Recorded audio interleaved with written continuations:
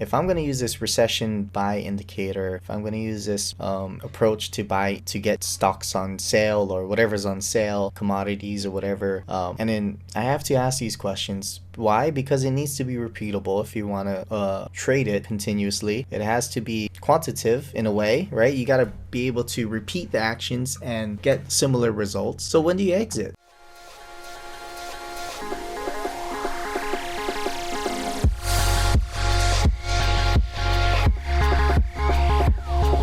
Well, tonight we have our trading topic Tuesdays. Last week was a bye week. We didn't get to see you guys. Hope you guys had a great 4th of July, celebrating America.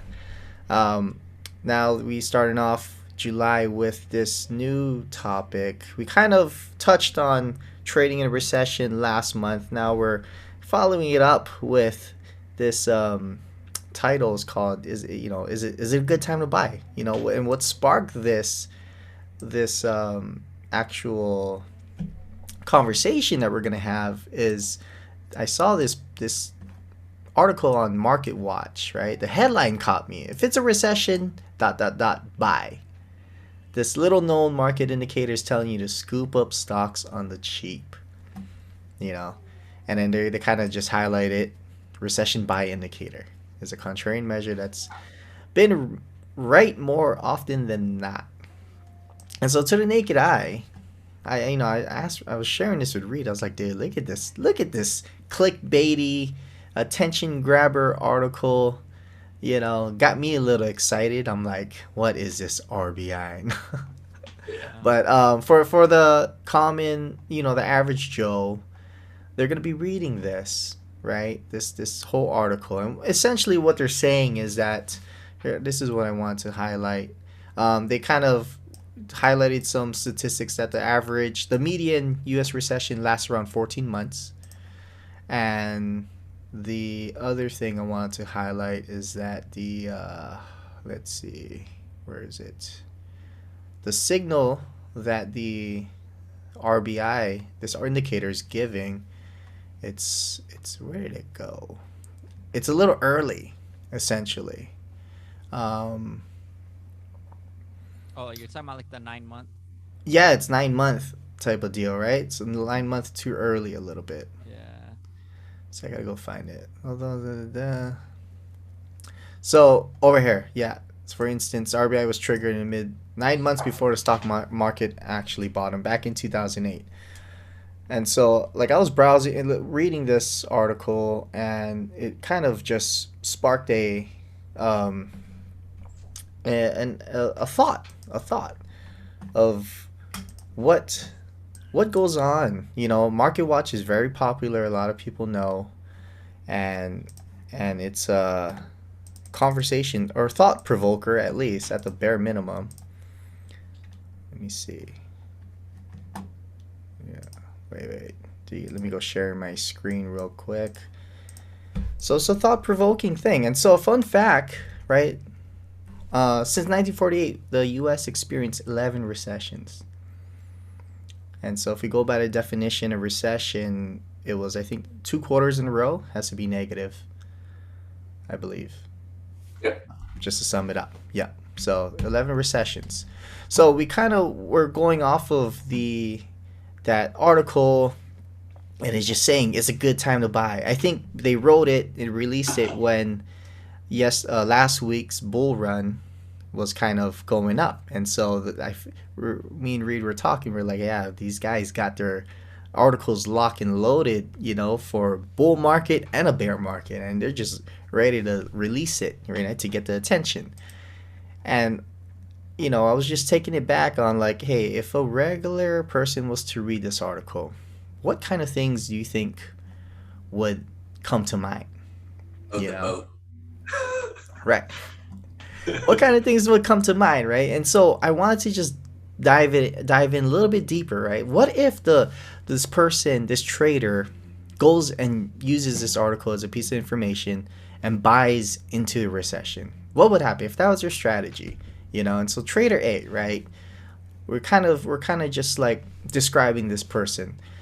They're optimistic, they want to get in the market, and they're taking this selective information from that article we just shared, asking themselves, when is a good time to buy? Maybe now, right? Everything's on sale. Everything's a lower price, obviously. Um, and they're going to be leaning towards like a buy and hold strategy. And so I wanted to see, like, say this person did just blindly went in, got got some money around, and just bought whatever top 10 stocks. Would they be profitable? And so what I wanted to point out, I have the Dow Jones Industrial Average here, monthly chart going back to 82 on the bottom left, and you're gonna see these white arrows. So just not blindly, but just not as precise. But whenever I saw the dip, or I mean when the price started to go down, the sign of a recession, I just highlighted it there. So we see about 6 points here. There could be more. There probably is more. So we got like the 2001 drop. You got the '08 drop. There's a blip on 2010, 2011. And then 2014 had two bear months. 2018 had this nice pullback. Of course, 2020. And then we end at where we're at now. And so what I wanted to point out with this chart, say we were trader A, and say I was to just buy at these points, going into recession, knowing that we're not at the bottom, I don't know how long this thing is going to last. According to the article, it's about 18 months. So if we're about 6 months in, I got 12 more months to go where price could just continue to drop. So what would happen if I was to just go and buy? Knowing that over time, I don't know how long, but price will eventually get back up there. And so what does that look like? So buying to recession strategy, trader A. Now, disclaimer, like these, we're going to look over these different two different strategies. Both can work 100%, but we want to ask these certain questions because you can make money for sure. You can make money if you were to just buy in at 2008. I mean, you're gonna, that nice drop right there. I don't know what your 2000 positions going underwater too. So if you look at 2001, 2001, right? So like, dude, well, what's gonna go through your mind, right? So what kind of drawdown can you expect with this kind of strategy? Say if this was a sound strategy, you're serious about it, you want to go and pursue it. So what kind of drawdown can you expect? A lot of these drawdowns, I think, this isn't my chart, so I can't just show you guys. I think this was a 50% drop back in '08, and then you got like a 30% drop. I think on the 2020 was almost 40% drop. Right now we're at about 20 something percent for the year. So those are questions to ask yourself. So if you do want to pursue this buy into the recession type of approach, and how long will it take until you get into profit? And that's another thing to consider, right? You're like, okay, it's going to be a rough road holding this trade. When can I expect? Or, ask myself, like, how long am I willing to wait until I turn a profit? And then lastly, when do you exit? And I feel like these questions are kind of summarizing the approach and really, really figuring out, okay, if I'm going to use this recession buy indicator, if I'm going to use this approach to get stocks on sale or whatever's on sale, commodities or whatever, and then I have to ask these questions. Why? Because it needs to be repeatable if you want to trade it continuously. It has to be quantitative in a way, right? You got to be able to repeat the actions and get similar results. So when do you exit? A lot of people with crypto, for example, they're never going to exit. You got the hardcore ones. You got them. And so those are a few things I feel like we wanted to share with you all with figuring out this type of strategy.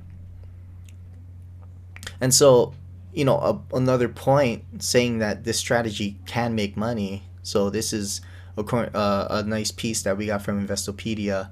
So Raymond James published an 85-year history of security markets to study the hypothetical growth of a dollar investment between 1926 to 2010. So meaning, if you were to invest $1 back in 1926, this was before the crash in 1929.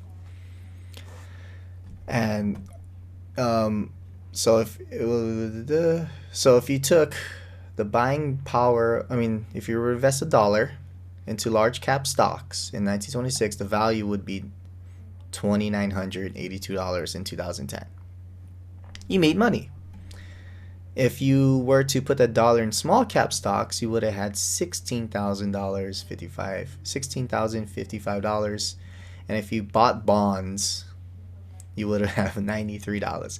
So that's still, you're getting 93 9,300% return, like you're getting a tons of return on your dollar, right? But that's a long time. For one, I don't know anyone that has held a trading account from that long, for almost 100 years, unless you're the big funds. Even those guys go out. So time is on your side for sure. Buy and hold can make you profitable, right? But what happens in between those years? Like we were mentioning, since 1948, we had 11 recessions.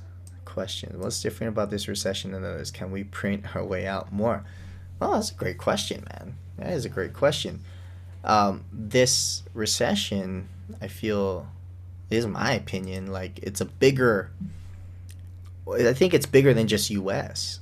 I think lots of shifts are happening in the world. Prime ministers are leaving, getting assassinated, right? So Oh, obviously, really? Right. Yeah, I yeah, didn't dude, put it all there together. Oh my. something is shifting, and the effects might have bigger Yeah, what what quite do you a call? few. Another great point is like quite a few hedge funds have been closed. Like I think something Arrow Capital, something like that. That was They've been around and they closed, right? Yeah, they did. I think that was a crypto fund, right? Oh, was it? Okay. I'm gonna Google that. What? Sorry. Continue, man. Continue. Yeah. So like, you're piecing together that this is a world thing. You can't just be printing more money. So that's the question. The answer. Like my thoughts on Sam's question. That's a good question. So I Great feel question. like whatever is happening is a bigger shift. Therefore, this move or recession or price movement or readjusting of price can be longer and or bigger. Yeah, that's something to think about, man. That's a good point. And so that's that. Buy and hold works if you're willing to hold it, bro. Then we have Trader B. Trader B, they got their own setup. They're not a buy and holder. They wait for the market opportunity and they enter. They have a strategy with risk management edge, the right psychology. They know how to cut losses. They know their favorable market conditions that allows their strategy to be profitable. And they just have a complete approach. Then what the goal for Trader B is to use their strategy, approach it, and be profitable in the long term.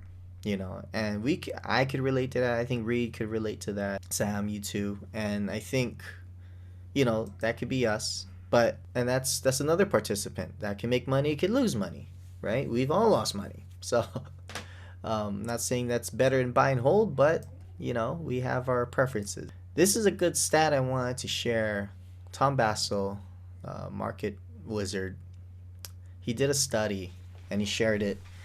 He published it 1964, from January 1964 to February 99. He kind of summed up the market to, I think, was on the Dow or SPX. I forget what market he did.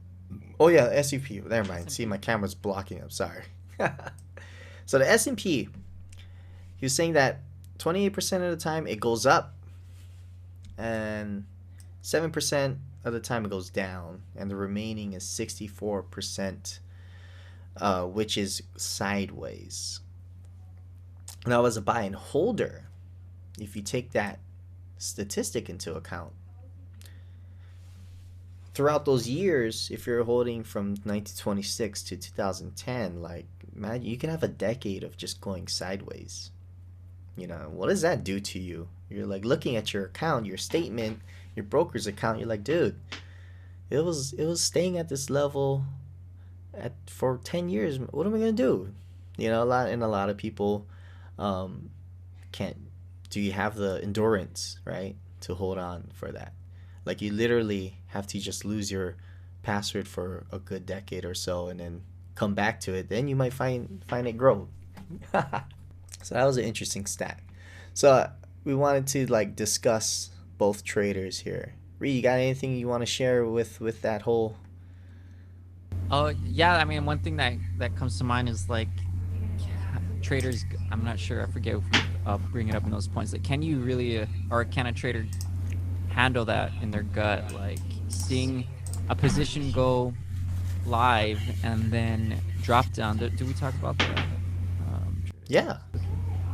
Yeah, and then like just seeing it, it's up one day, then down for 3 days, and back up to break even for 2 days. So like, imagine just holding for months still, like seeing it in months, red months, and then you're going green. You're like, oh yes, I'm gonna buy more, and then it goes red again. Like, just that up and down fluctuation will really mess with the human aspect.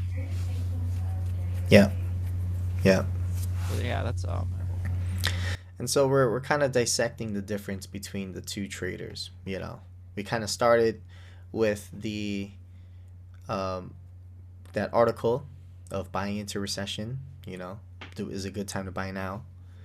And so we kind of noted that buying the bottom in a downtrend is different than buying the bottom in an uptrend. And I had to read that a few times and let it sit. I'm like, yeah, that's true. There's a lot of truth in there. That one liner. More often than not, patient pays. As Reed was saying, can you hold that position for extended periods of time? Michael Burry in The Big Short held it. I think in the movie it said he held the position, his short position, for 3 to 4 years. Lost investors. Didn't he add? He added to his position as I'm well, sure right? he did. Yeah, I mean, he went to different brokers and added positions. See, that sounds like a new trader would do. You have more money, you keep adding to Kathy it. Woods. Not let go of his position, right? It seems to me that's like a lot of ego, but I mean, I get opinion, so Bruh, the amount of conviction you gotta have, dude. Like, yeah. that's props. So trader A, we kind of dissected that they're going in looking for a home run or a unicorn trade. They're placing significant meaning to one trade, rather than trader B um, doesn't enter and realizes the market's continuing to drop and enters with the trend on a short position. So, like I said, trader B was waiting for a market favorable setup, and they go ahead and enter. Another thing, you got the news, man. Kramer and all that. Oh, it's the top. It's gonna drop. They're always just shouting their opinions. You got that. You got that going on. And so if you're a trader A and you're always following those types of opinions, is it going to be better for your account or have a negative effect? And you got to be able to justify their actions with that. And a lot of people, some people I know some people, they just don't take ownership for them losing money on their bad decisions. And so there's we kind of want to say with here, there's more to investing than just buying on sale. um, Now that's key. That's key because, well, like, it kind of what do I how do I want to say this? I think what I'm trying to say is when we do see a lot of price stocks dropping, for example, why do we have that initial reaction of like, oh, it's time to get in, it's time to buy? You know, I hear it from all these people, a lot of people, friends, family. They just have that initial thought, like, oh, you should go buy this, you should buy that. I'm like, why? Why is it that? Are we formed or trained into thinking like that, dude? Oh, great question. I think so. Yeah. I think We all want to be Buffett, it has a buy lot. when people are fearful. Yeah, they'll use those quotes without fully understanding or grasping what the market is actually doing. I mean, I was reading an article earlier today that BlackRock was out there saying with the extreme downtrend that we hit, we gave up all 2021 gains in less than 6 months. That buying the dip is not going to work right now. I mean that yeah, Glenn, can you pull up that first point again? Like buying in a downtrend is Yeah, different let me pull that than up. buying in an uptrend after a pullback, a bottom of a pullback. So, I mean, that was us, and that's from Steve Burns, that first Is point. it? Yeah, Okay, yeah. buying the bottom in a downtrend is different And buying the bottom in the than buying uptrend. the bottom in an uptrend. What I see is like, it's just two different trends. And it's two different probabilities for you for that. You know, if you're trying to predict the bottom and going for it and buying it, that that probability of that trade working out is way less greater than waiting till the uptrend develops and then buying that. You know, so it's just a different approach, and patience is the big difference there, I believe. Because I was doing that. I was thinking, I was trying to call the bottoms a lot of the times before. And that got me into trouble, man. That was the um that would get me started on tilt, essentially. You know? That's just part of the process of becoming a trader. That was a thing for me where if I was to get knocked out of a trade and then say I'm going trying to go long and then get knocked out, price comes back to that previous level and I'm like, yeah, I'm gonna enter again. And then like little do I know, I just do it and knocks me out again.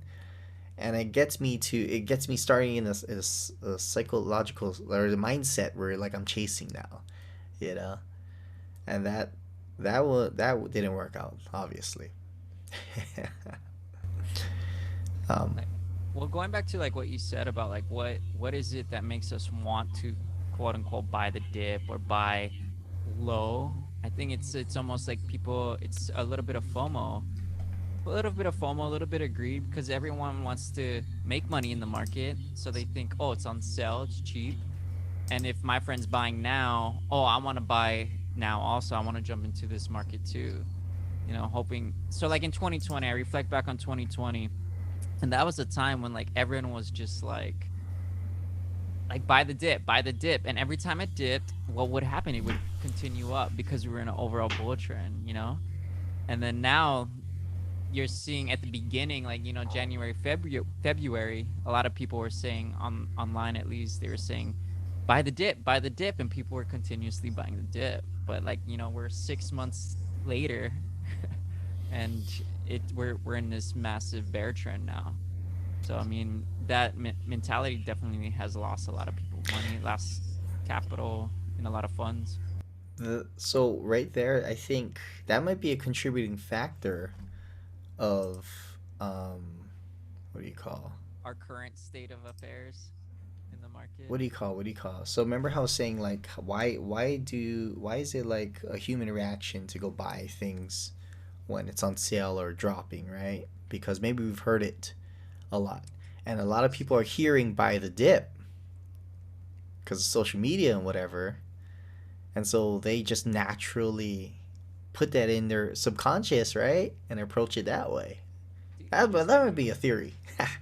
no, yeah, you made me think now, like scarcity, like people are shopping, they see a sale, and it's limited time, right? They use that play, like limited time sale. It's like, oh, it's not gonna be here long. I need to scoop it up now, and that comes into, you know, how we were raised, nurture, nature, whatever, but it's all dependent on our psychological aspect of like how that's a scarcity mindset. You know what I mean? That's right. Like Right. to buy now. It's a I don't want to scarcity miss out. mindset. I think a lot of it has to do with the media, the social media, news articles like these. But yeah, man, that's a good point. Like I think it's just the repeatedness that we're hearing these things. Yeah. And it's going into our subconscious and we want to act upon it. Yeah. But I kind of want to bring it back. Yeah, Sam asked a really great question. You know, how do you hold through like an event like World War II if you're holding from 1929 and you're getting into the market? Like, how do you hold through that, right? With the craziness of Just bury your head in his sand. Forget about Right, man. it. bury your head in the sand, join the war effort. You don't have to worry about your trades. You, I think you're gonna have more worries of trying to stay alive, dude, than worrying about your. It's like that was like during the Great Depression as well. During that time, right? Yeah. Shoot, I'm so bad with my history. When was the Great World War Depression? II, well, World War II was 1942, I think. They Yeah, bombed Pearl I see. Harbor. Say they did bomb Pearl Harbor. I'm pretty sure they would take out the internet towers, and we wouldn't be worrying about our freaking accounts. Oh, that's true. But say we did. Say we did. We had like we printed out our shares or whatever, right? And our contracts. We stuck it, we buried it in the ground. Um, who knows? It could that would be a way to hold it, but I doubt. I doubt when it comes to like war. I mean, I've never lived through a war, but that wouldn't be on my mind, dude. Tell you that. A world war. You've never lived World through a war. world war. You've lived through wars, but Yeah, but I not a don't world understand what. war. We technically haven't been in a war. We've been in a bunch of conflicts, but an official war we haven't That's been in. true. You're right. Yeah. Right, right. Um, but yeah, like and then moving on to like the next point, like uh, Bitcoin was a prime example of buying the dip, into the poorhouse, as Sam said, and that was like that's a reflection of 2020, like that mentality of buy the dip with Bitcoin and how it just continued to skyrocket to 69,000, like it just fell like crazy. It's still falling. Oh, actually, let's check Let's out go where pull it Bitcoin's up. at. Pull it up. And even countries fall for that by the dip. El Salvador just Yes, made their currency Bitcoin. but to be fair, we never know never predict the future, right? We never know what's going on. But at the current state of what is happening right now, Bitcoin is in a bear market. So yeah, it's just falling. It's hovering around 19K. 19. Currently 19,483. So, question: when say like El Salvador, if they go bankrupt, what happens? Yeah, China will probably move in, huh? I, right? They would. That's a, that might work. That might happen, dude. I Never think know, yeah, man. they gotta get rescued from another country. I believe. Yeah, like I mean, who? Yeah, then I don't know. Yeah, this is way too economics for me. Above our head, I think even. And then do they restart currency from there? Like, okay, guys, we're not doing Bitcoin anymore. We're going back to the El Salvadorian dollar. El Peso, Salvador going to the won. peso. Or no, no. If China's taking over, then it's the Hong Kong dollar, yuan, right? Oh wait, doesn't China have its own crypto now too? Not yet. Aren't they completely banning cryptocurrency right now? I've heard. I've heard they I'm unsure, so they don't were. quote me. Same here. I heard they were cracking down on the mining for sure. They like Ah, guys, they totally actually killed. made their own crypto. For What was it 7 called? years, and it's People's Bank of finally been China. completed. The digital one. I mean, it's possible, man. It's possible. Cause remember I was bringing up to you beef the other day about the how we got the G7, right? And then China and Russia got BRICS, Brazil, Yeah. Russia, India, China, and South Africa. Is it South Africa? South Africa. I think that's the S. Yeah. So if you just take their population, China was, well, how many Chinese people? 3 billion? 2 billion? And then you got Indians. They're about a billion population, right? Russians. I don't know how many people's in Russia. 3 This point. is the amount, 3.2 bill. That's almost half the world, bro. Oh my, wow, yeah, you're right. The world's population is 7.7 billion, and BRICS is 3.22 billion. There you go. Like big shift, man. Big shift. Ray Dalio's fund ain't up 32% for nothing. He's been calling this. Say that again. Sorry. So Ray Dalio's hedge fund is up 32% on the year. You know, he's been playing it. Dude, Ray Dalio is a champ. He's all cruising. He wrote the book, and in what timing does he have? But he's been doing that study for a long time. Dalio. So I don't. He's not heading. Is he still CEO for Bridgewater, or is he just retired now, just cruising? I think he's just making YouTube videos now. Yeah. Smart man, smart guy. He's becoming an influencer these days. So, question: if you guys were able to have lunch with a trader, dead or alive? That's alive. Live. We'll go alive. Who would it be? Who would it be? It won't be Warren Buffett. I just love Buffett. Yeah. Okay. What about you, Reed? Good question, man. I know Ray Dalio meditates, and he brings that into his trading. And he's the first like big trader that I learned from. So it'd probably be Ray Dalio, but it could just be I'm saying that because we brought it up right now. I mean, there's so many. Like, I would love to meet Steve Burns, have a chat with Michael Cavell. I mean, oh my goodness. See, I'm going for a blank for my Brett Steenberger. I think he's still alive. Oh yeah, he is. So for Michael Cavell, is it the trend following or the turtle traders that you're going with? Yeah. Both. I think he wrote both. Yeah, he wrote both, right? Yeah, he's still alive, Brett Steenberger. I would probably. So like, what comes to mind is like Ed Sakota, but he's probably like a stone wall. So because of that, I think Tom Basso. Would be better. He's another very chill trader. I like his style. You can really have a conversation and probably a beer with, and then Jim Simons, that baller. Yeah. So if those listening, Jim Simons, he's the algo trader, right? Then Quant. Yeah, he's a quant trader. I think his track record was about 60-something% annual over 20 years. Yeah, and he has like that army of quants. Totally, they're scalping. Their strategy is nuts. Hundreds of pages of code for that his strategy. And I think it's the book, The Man Who Solved the Markets. Good book. It was almost like a biography. Yeah. Well, the author really had to work because Jim Simons, he's like, screw you, I ain't going to talk to nobody. But he was able to convince Jim Simons to give him, I think, 10 hours total. And then he had to do the work to go get the other members of that company, Renaissance Fund. Oh, that's dope. Crazy. I wanted to learn more about that guy. I read an article that Steve Burns shared that even Warren Buffett looks up to or admires him for his trading. So it's pretty amazing. It's badass. I've read that Dalio did lunch for $50K if you donate to his charity. But was that the? Well, a lot of traders do that now, right? Like a lot of hedge fund CEOs. Like I think Warren Buffett, he had his last one this year, right? Like he wasn't doing it. He's not doing it anymore. Oh yeah, I know Buffett did it, but I didn't know he was gonna stop it. Yeah, I think this was his last year. So that's a hack.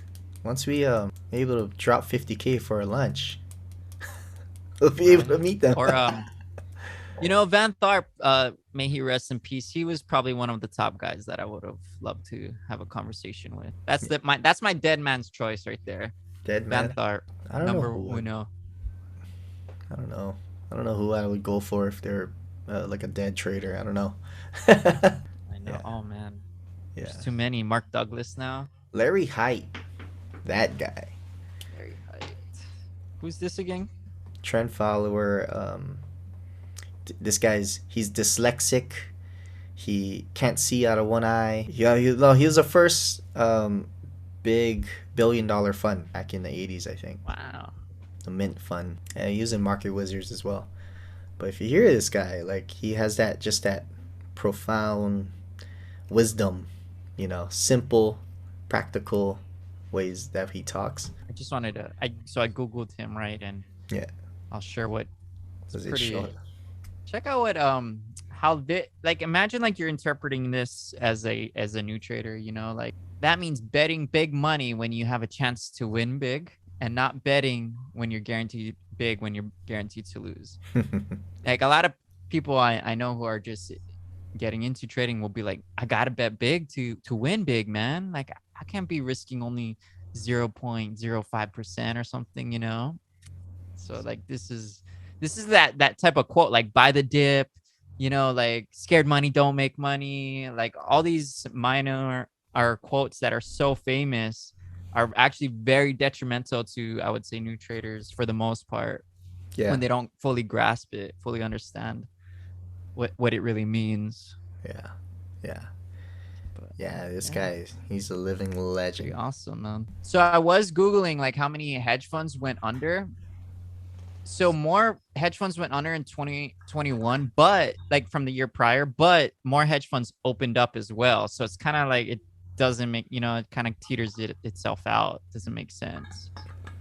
But like I haven't been able to find an actual number for 2022. Just that hedge funds have suffered historic declines in the first 5 months of 2022. One hedge fund was only down 3%.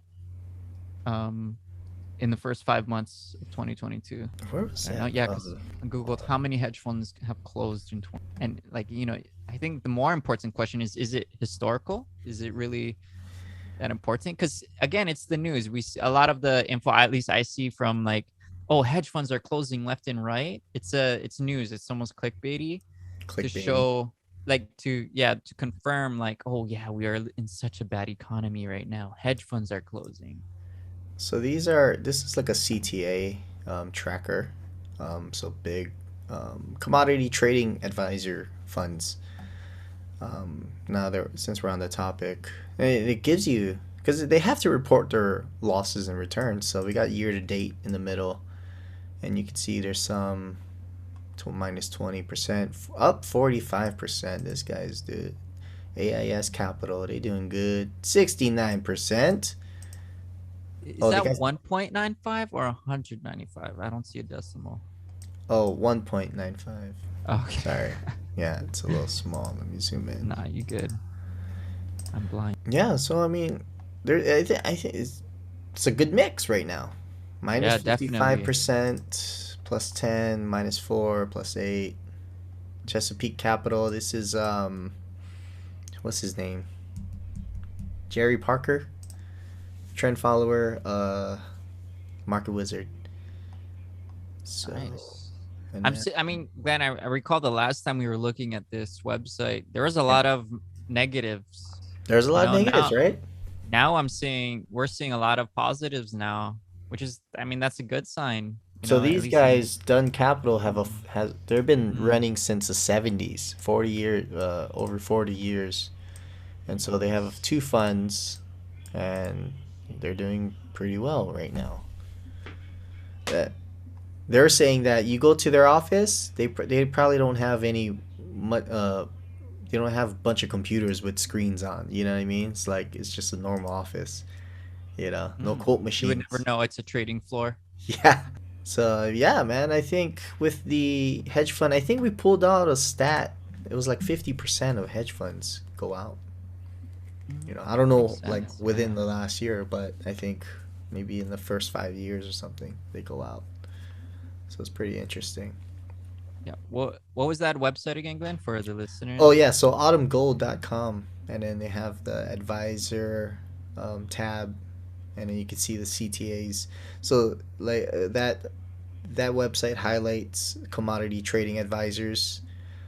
So it doesn't have all the hedge funds or private or there's different types of um, funds out there. Like crypto, especially, it's another big area, but that covers a good amount, and it shows you. It's pretty transparent, so good resource there. Yeah, I like Good that resource. website.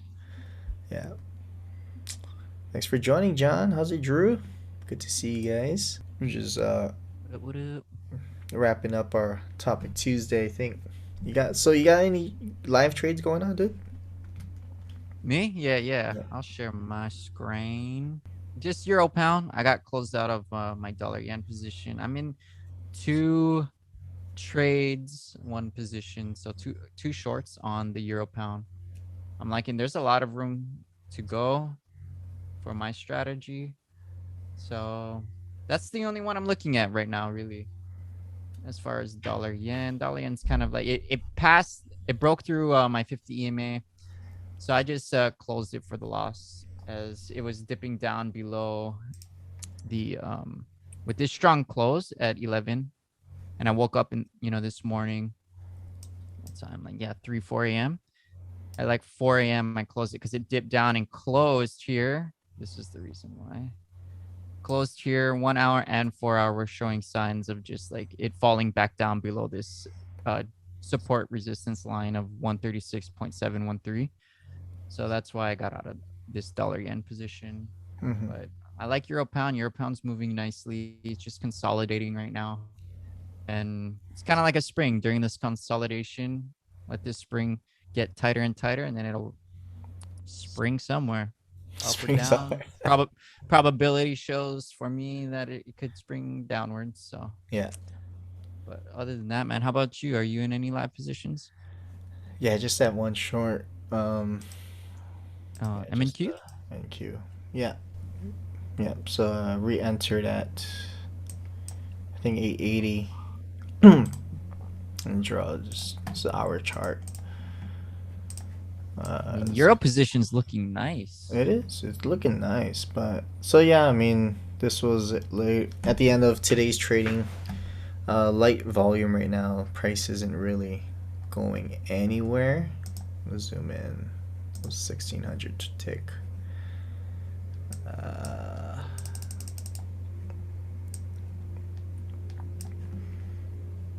Oh, see, this is a blank chart. Okay, let me put on my studies real quick.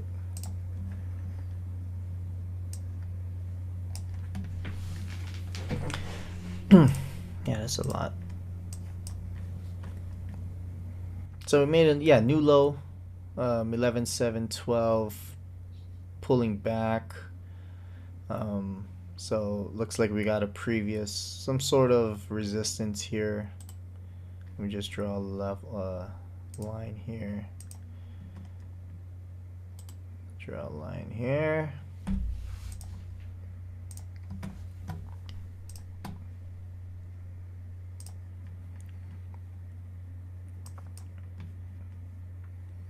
Yeah, we ticked down, and so I'm anticipating it to continue its movement. You can see on the zoomed out chart, we are going lower. If you go to a daily, of course you just want to stay. We're in this bigger range here, so move this up. This is a daily chart, so you got the bottom. I go for the close of the body, not the tail or the wicks.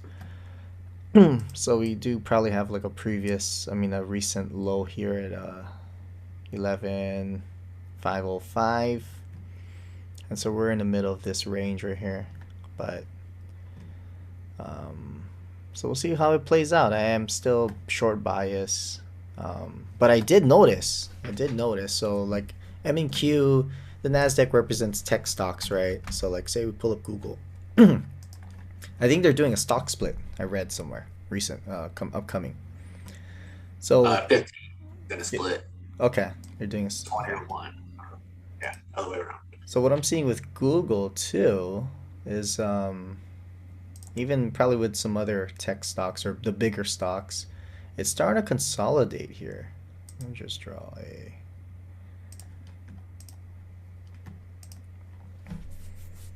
for the past since, let's see, since May, we've been trading in this little range here.